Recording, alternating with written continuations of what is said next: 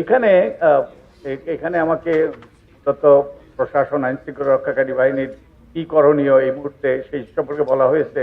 আমি এই সম্পর্কে আমার অভিজ্ঞতা অত্যন্ত সীমিত।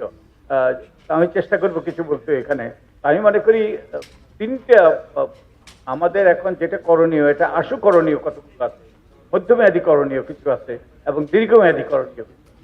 তো আশু করণীয়ের মধ্যে অবশ্যই প্রথম কাজটা হবে যে আইন শৃঙ্খলা পরিস্থিতিকে নিয়ন্ত্রণে আনা এবং নাগরিকদের জীবন এবং সম্পদের নিরাপত্তা নিশ্চিত করা।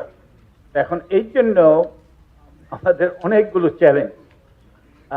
একটা চ্যালেঞ্জ তো যে প্রশাসনের মধ্যে এবং আইন শৃঙ্খলা রক্ষাকারী বাহিনীর মধ্যে ঘাপটি মেরে বহু লোক বসে আছে, যারা অতীতের সরকারের যে বেনিফিশিয়ারি নয়, তারা অতীতের সরকার যে অপকর্মগুলো করেছে তার দোষর এবং অনেক ক্ষেত্রে ইনস্ট্রুমেন্ট অফ কি বলে রিপ্রেশন।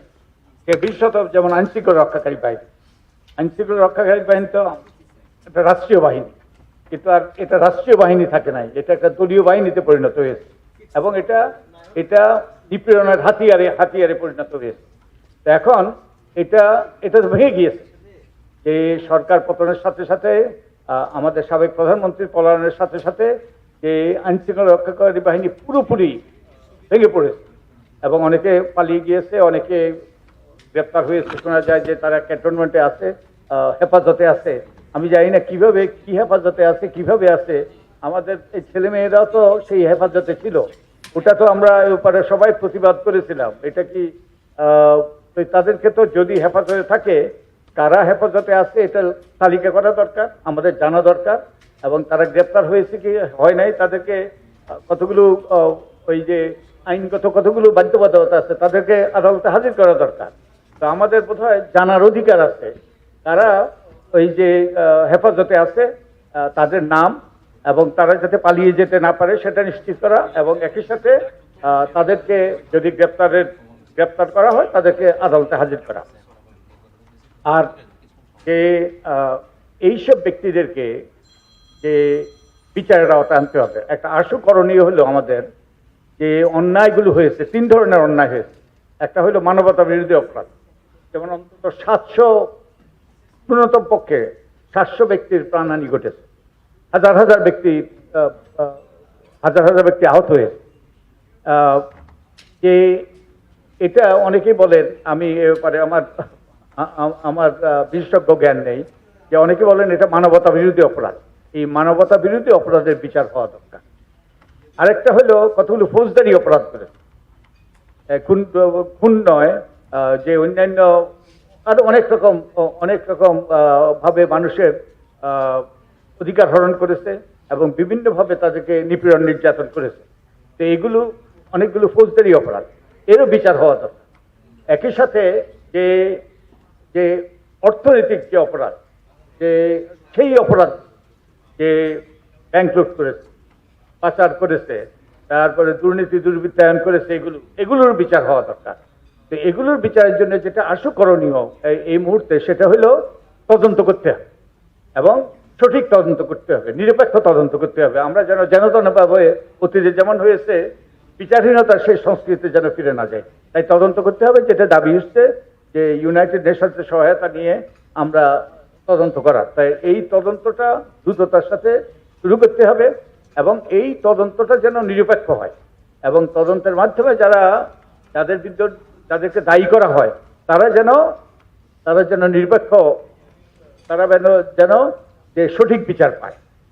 কোন রকম যেন কাঙ্গারু কোর্টের মাধ্যমে যেন এদের বিচার করা না হয়। আমরা নতুন সংস্কৃতি গড়ে তুলতে হবে। তারপরে আমাদের এই বাহিনীকে, এই যে যেটা দলীয় বাহিনী হয়েছে, এটাকে সরকারি বাহিনীতে পরিণত করতে হবে। এটা চারটিখানি কথা নয়, এটা অনেক সময় লাগবে, কিন্তু এই কাজটা শুরু করা দরকার।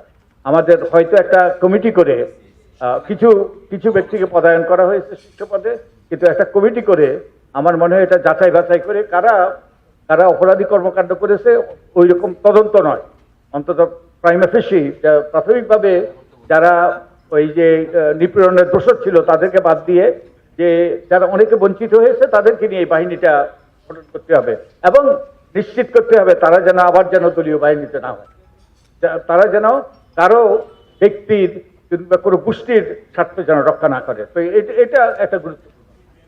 আর আরেকটা গুরুত্বপূর্ণ হলো প্রশাসনের এই যে আমরা যেটা দেখেছি, যেটা সবচেয়ে প্রশাসন এবং আইন শৃঙ্খলা রক্ষা বাহিনীতে যেটা সবচেয়ে গুরুতর সমস্যা, সেটা হলো যে কোনো ব্যক্তি যাদের সাথে যে ক্ষমতাসীন দলের সংশ্লেষ ছিল না, তাদের পরিবার, তারা কিন্তু নিয়োগ পায়নি। খুব কম ক্ষেত্রে, যদিও কেউ কেউ হয়তো অনেকভাবে তাদেরকে আটকানো হয়েছে। একটা হলো সেই পিএসসির যে সকল প্রশ্নপত্র ফাঁস হয়েছে, পিএসসির পক্ষপাতিত্ব হয়েছে, এবং 200 নম্বর কি ওই যে ভাইবা এর মাধ্যমে তাদেরকে পার করেছে যে, এবং এরপরে যদিও এর মাধ্যমে যদি কেউ যদি যারা ক্ষমতাসীন দলের সাথে, ক্ষমতাসীন দলের ছাত্র সংগঠনের সাথে জড়িত নয়, তারা যদি ওই যে সিলেক্টেড হয়ে থাকে, তাদেরকে আটকে দেওয়া হয়েছে পুলিশ ভেরিফিকেশনের মাধ্যমে। যে আমরা তো জানি এই ঘটনাগুলো জানি, এবং অনেকেই বঞ্চিত হয়েছে। আমাকে অনেকে যোগাযোগ করেছে এর আগে এবং এখনো যোগাযোগ করছে। তারা ওই যে 12তম ব্যাচের, 15তম ব্যাচের, তারা এখনো সিনিয়র রেজিস্ট্যান্ট সেক্রেটারি। এই অন্যায় যে করা হয়েছে এগুলোর বিহিত করা দরকার। আমি আনন্দিত যে একটা গ্রুপকে গতকালকেই বোধহয় প্রমোশন দেওয়া হয়েছে, এটা গুরুত্বপূর্ণ। কিন্তু এক্ষেত্রেও যাচাই বাছাই করে দেওয়া দরকার, এবং আমরা একটা পদ্ধতি অনুসরণ করে দেওয়া দরকার। যে শুধু করলেই হবে না, পদ্ধতি অনুসরণ করার ব্যাপারে যে যে একটা ক্ষেত্র আমার চোখে পড়েছে। যেমন আমাদের আপিল বিভাগের সব বিচারপতিরা একজন ছাড়া সবাই পদত্যাগ করেছে। তো এখন আমরা প্রধান বিচারপতি, আমরা যাদেরকে নিয়োগ দেওয়া হয়েছে তারা ভালো লোক, এবং আমি আনন্দিত যাদেরকে নিয়োগ দেওয়া হয়েছে, আমি তাদেরকে অভিনন্দন জ্ঞাপন করি। কিন্তু একটু পদ্ধতিটা যদি ওই যে অনুসরণ করা হতো। এখন তো ওই যে হাইকোর্ট বিভাগ থেকে সরাসরি যে চিফ জাস্টিস করার একটা প্রেসিডেন্ট সৃষ্টি হলো। তো এখন কত লোক যে ধর্ণা দেবে ভবিষ্যতে, যে হাইকোর্ট বিভাগ থেকে সরাসরি এক লাফে ওখানে যাওয়ার, যেটা করা যেত যে রিফাত সাহেব যাকে দেওয়া হয়েছে খুব ভালো লোক এবং যোগ্য লোক, এবং তাকেই আমার মনে হয় সঠিক সিদ্ধান্ত। কিন্তু তাকে যদি আগে অ্যাপিলেট ডিভিশনে নিয়ে যদি 1 দিন 2 দিন পরে যদি দেওয়া হতো, আমার মনে হয় পদ্ধতিগতভাবে এটা সঠিক হতো। ঠিক তেমনি ভাবে অন্যান্য যারা বঞ্চিত হয়েছে তাদেরকেও এইরকম পদ্ধতি অনুসরণ করে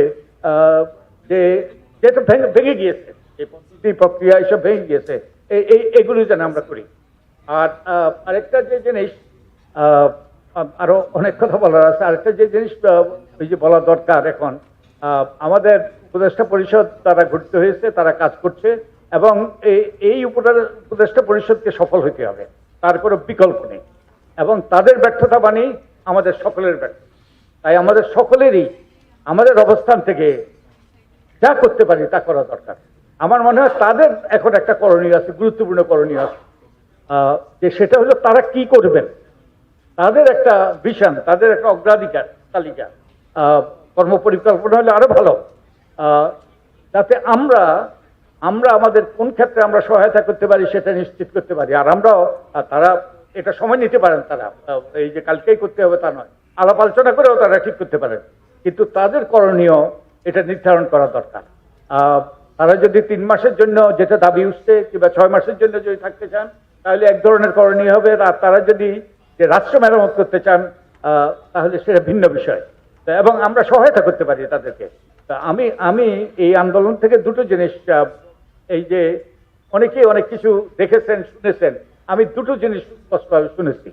একটা হলো যে এই বিচার, যে এই যে যারা অপরাধী, ওই যে 3 ধরনের অপরাধী, তাদের যেন বিচার এবং নিরপেক্ষ বিচার হয়। আরেকটা শুনেছি, নেভার এভার এগেইন, যেই অন্যায়,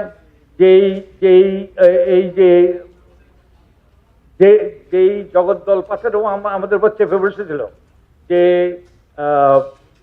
কর্তৃত্ববাদের, সেটা যেন আর ফিরে না আসতে পারে। তো তার জন্য এই দ্বিতীয়টার জন্য অনেকগুলো আসল সংস্কার করতে হবে, তাদের অগ্রাধিকার নির্ণয় করতে হবে, দীর্ঘমেয়াদী কতগুলো সংস্কার করতে হবে।